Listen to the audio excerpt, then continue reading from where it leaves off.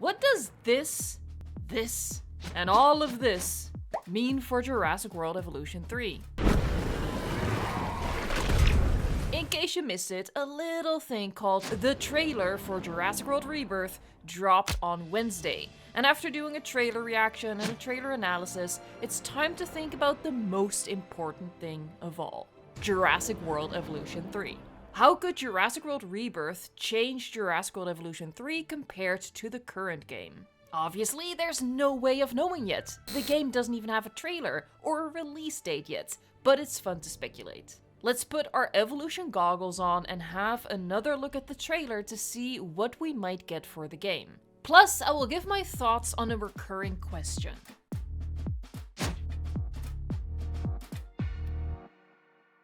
Starting with the mutant elephant in the room. This is not a dinosaur, but neither are the Indominus Rex, Indoraptor, and Scorpius Rex, and that didn't stop Frontier from adding them to the game. It's a creature with at least some dinosaur genomes appearing in one of the movies. It will almost certainly get added to the game, as Frontier has shown commitment to including all on-screen species in the game. Eventually. If we do get this creature, I think it will only be available in a single story mission, either in the campaign or a chaos theory, and more about guesses for the campaign story based on Jurassic World Rebirth later in this video. Aside from that, I think it won't be usable elsewhere in the campaign or challenge modes, but it should be usable in sandbox as well for those who want to.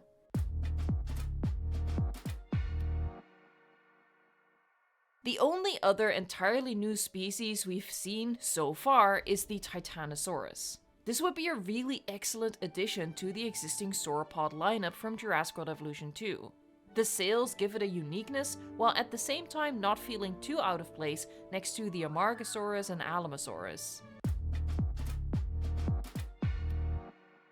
Jurassic World Evolution 1 gave us this Giga design, and then Jurassic World Dominion included the Giga in the movie, so Jurassic World Evolution 2 got two Gigas, the original model from Frontier and the movie-accurate model, which later got customizable skins too. Based on that, it's reasonable to expect that T-Rex, Spinosaurus, Mosasaurus, Quetzalcoatlus, Dilophosaurus, and Velociraptor will have screen-accurate variants or at least skins alongside the models we have in the current iteration of the game. I don't think any of these redesigns will replace what we've seen already. Instead, they'll just be nice additional variants to add. The trailer of Jurassic World Rebirth showed some exciting skins.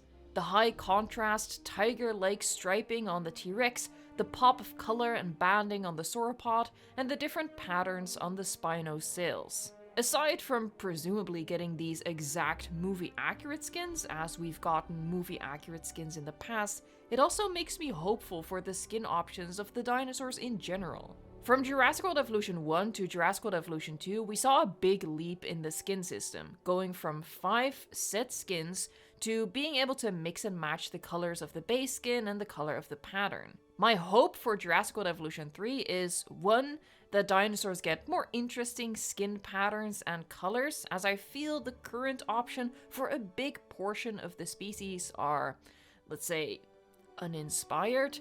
But also 2, that the custom skin system introduces 1 more variable, which is allowing you to change the pattern. Currently, we can choose between pattern and no pattern, and it makes it pretty obvious when you're creating a mixed herd that it's all just palette swaps. I would love to get at least 1 additional, vastly different pattern to really ramp up the variation. I don't think Jurassic World Rebirth will allow us to create custom mutations for all species. Just like a custom hybrid system, that would require Frontier to make way too many models, way too many variables. However, I do think they could work mutations into the story modes of the new game in a limited and doable way. The hybrids bridge the gap between the mutant and the dinosaurs, but I think it would be cool if Frontier would design 1 or 2 more mutants of their own. and really commit to the concept of these failed first iterations. So imagine you are playing the Jurassic World Evolution 3 campaign or a challenge mode, and you get a mission to breed a certain dinosaur. Let's just say randomly Utaranus. You've made Utaranus before in previous games, you know what to expect, but maybe the mission pushes you to incubate the Utaranus before you've completed the genome, and then when you release it from the hatchery, a mutated Utaranus walks out looking all mismade and gnarly, and it starts running rampage in your park, like the Spinoraptor mission from the Doctor Wu DLC in the first game. As much as I'm not a fan of a mutant now taking up the screen time of what otherwise could have been a cool new dinosaur species to add to the franchise, it's been done. And if you're gonna go there and commit and actually throw a surprise at us. I think that would be quite shocking and fun? Perhaps later in the campaign, you are again pushed to release a dinosaur before you've 100%ed their genome, and you have a suspicion. And then it's up to you whether you want to roll the dice to see what kind of monster comes out, or if you want to complete the genome and avoid the potential chaos like the last time. You know, actually give you as the park manager or the operations manager a choice that will affect how things are going to turn out. This way, Frontier only has to design 2 mutated dinosaurs of their own, but it has you on edge for the entirety of the campaign or challenge mode, not knowing when another dangerous mutant might get incubated by accident in your hatchery if you release it too soon, or if one of your scientists does something shady. More ideas for the story campaign and accompanying mechanics later. The shot of the Spinosaurus and Mosasaurus swimming together absolutely just blue screened my brain. Now imagine seeing that in Jurassic World Evolution 3. How awesome would that be? Dinosaurs and marine reptiles swimming together in a lagoon. Semi-aquatics would be a subgroup of species, like the returning Spinosaurus and Nothosaurus, but potentially also new species like Sarcosuchus, which require a habitat that includes a regular terrain habitat and an attached lagoon, natural or otherwise. Seeing animals like this seamlessly move in and out of a lagoon is something I think we can agree we all wanted for Jurassic World Evolution 2. I feel like this time around the game really has to deliver on that. It's a much needed improvement to the lagoons. Seeing it in Jurassic World Rebirth should put the pressure on Frontier to make it happen. Of course, let's all spare a moment for the fact that we saw Pyroraptor swim like a swordfish in Dominion, and in Jurassic World Evolution 2, it actually avoids walking through the water. Clearly, things happening on screen don't necessarily translate into gameplay features, so don't get your hopes up.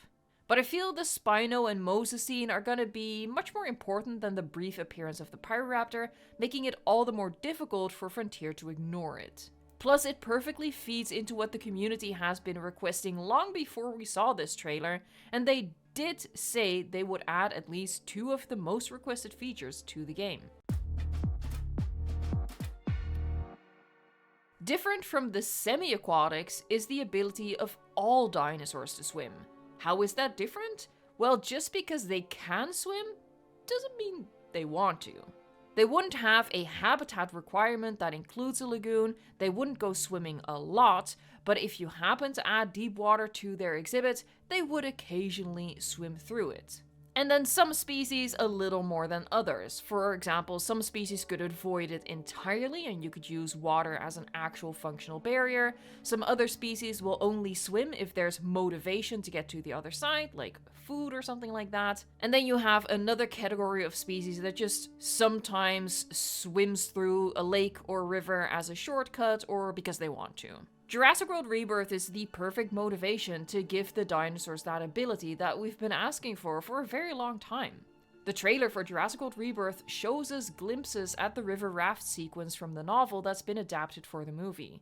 In the trailer shots, the water is still quite shallow, so I'm not sure we'll see the Rex swim as opposed to just walking along the bottom, but I do hope so. Not in the least because I hope it inspires Frontier to add this to Jurassic World Evolution 3. Getting back to the Spino and Mosasaurus scene from the trailer, the dialogue confirms that they are working together. Could we see a version of that in Jurassic World Evolution 3? Symbiotic pack hunting with different species working together?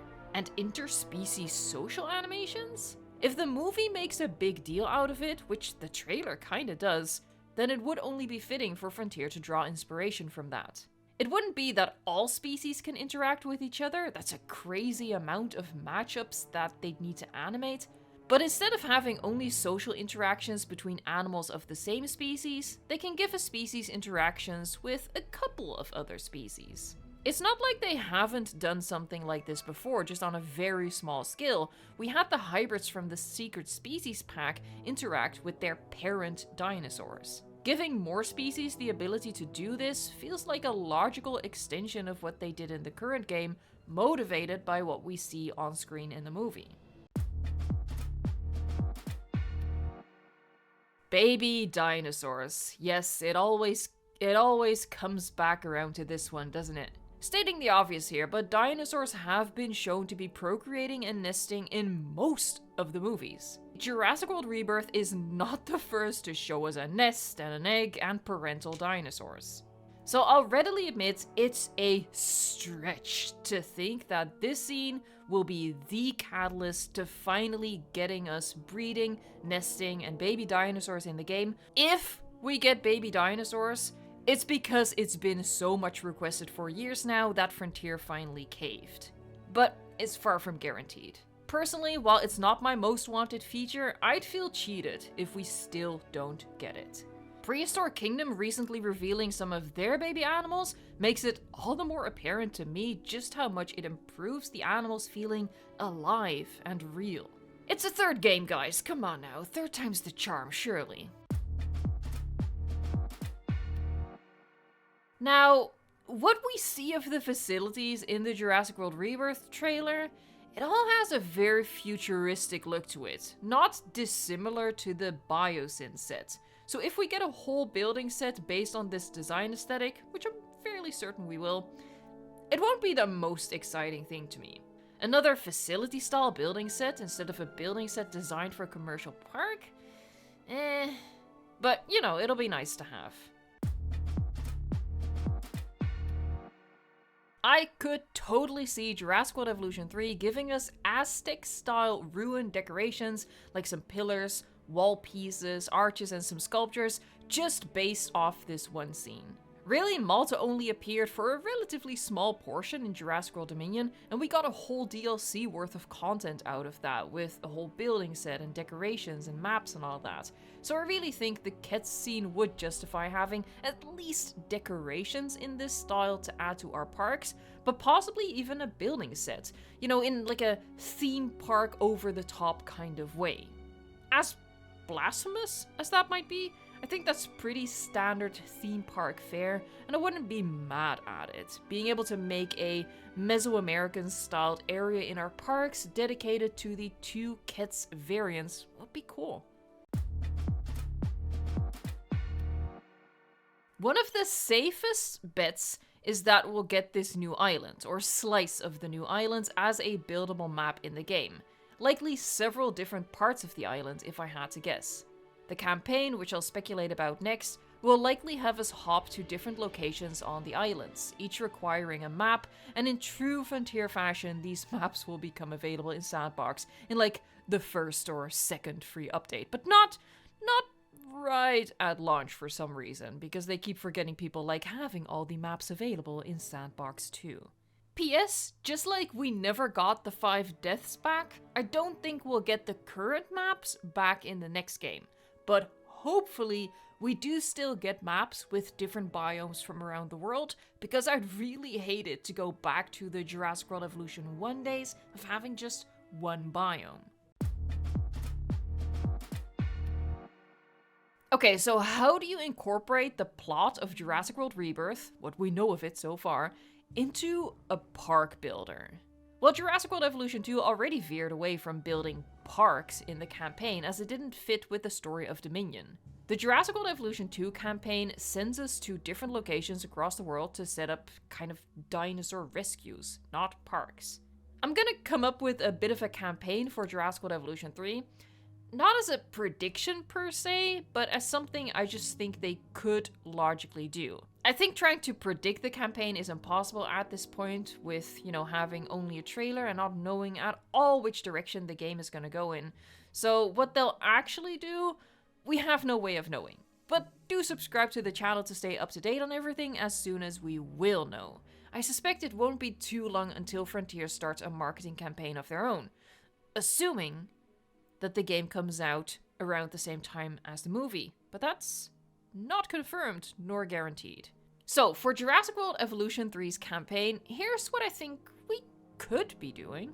In line with Jurassic World Rebirth, we'd get dropped into a bit of an alternate timeline. The way the first game was an alternate timeline, with us building parks that were never part of the canon. And instead of a small team going to this island to retrieve DNA, we are bringing the whole kit and caboodle. In the first location, when we first arrive, we build a camp as our base of operations. We've come to the island not just to get DNA samples of 3 species and then get the heck out of there, but to capture and study the animals. Similar to the current wild capture system that we know, we send teams on missions and they fly capture dinosaurs into our camp, which we expand by building enclosures for the captures. Because I don't see Frontier redesigning a whole slew of animals the way Rebirth redesigns the Spino, Mosa, Kets, etc., I think we'll also be capturing normal looking dinosaurs on the islands, so they can reuse the models. But the first odd-looking dinosaur that we capture would be the Titanosaurus. And this will confirm to us, the rumors are true, there are indeed mutated dinosaurs on this island, we have to capture more and study them. And then the campaign takes us through capturing more and more dinosaurs, studying their behaviors and their genomes, possibly for nefarious purposes, with a new shady character giving us orders. We go from our first camp to a new location, one of the abandoned facilities on the island, which we'll have to rebuild and keep doing what we've been doing, sending out missions to capture dinosaurs on this island, bring them into an enclosure in our camp/rebuild facility, and do our studies. And again, a lot of these dinosaurs would just be normal looking,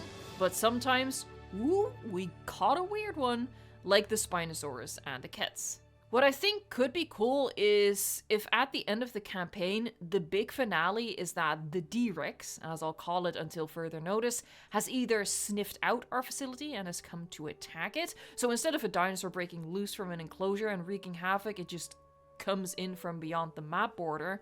Or what might be even cooler, since we are rebuilding the facility one building at a time, fixing it up and turning on the power, what if the last building that we can fix, a mysterious building that has been in the middle of this facility the entire time we've been working there, when we go to restore it, we accidentally release the D-Rex that was held inside there in a cryo chamber or something.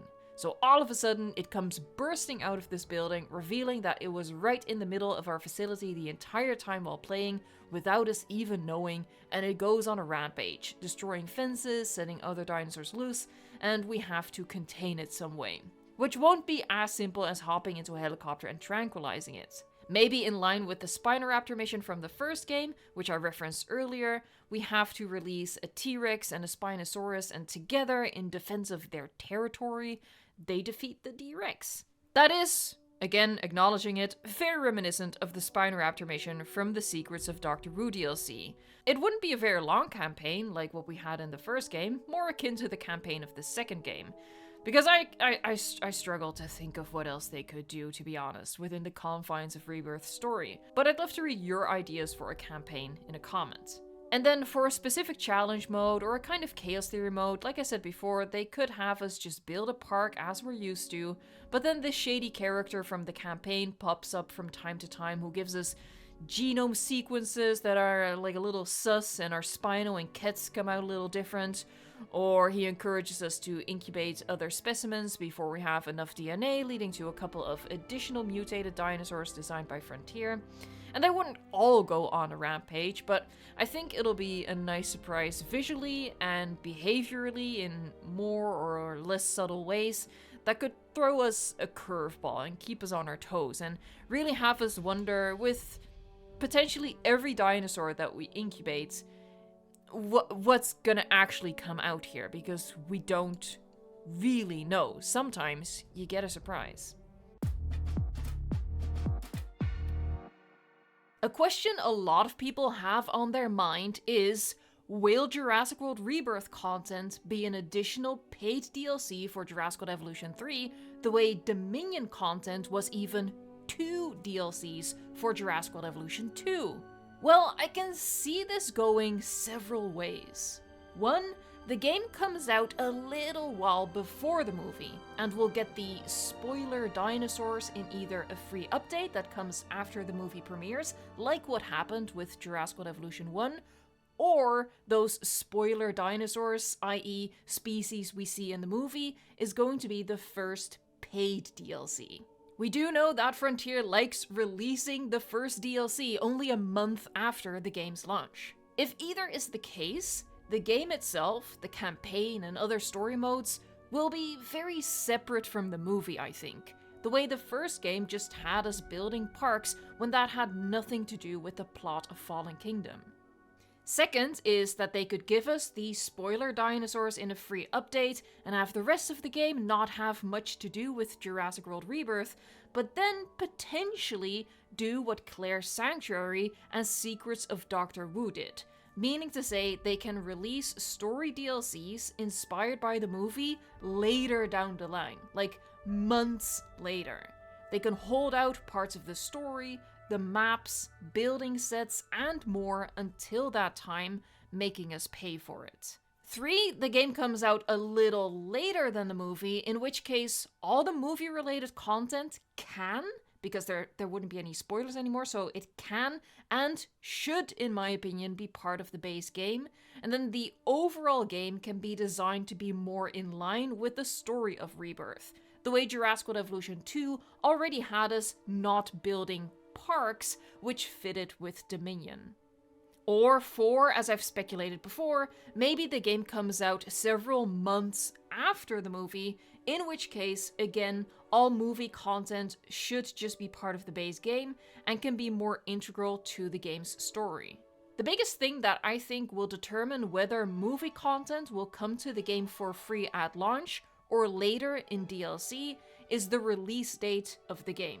If the game comes out before, I can totally see Frontier using the spoiler angle to withhold movie content and potentially put it behind a paywall and making us wait for it. If the game comes out any time after the premiere of the movie, they really don't have that excuse, in my opinion. Which is not to say that they won't, but they definitely won't have a justification.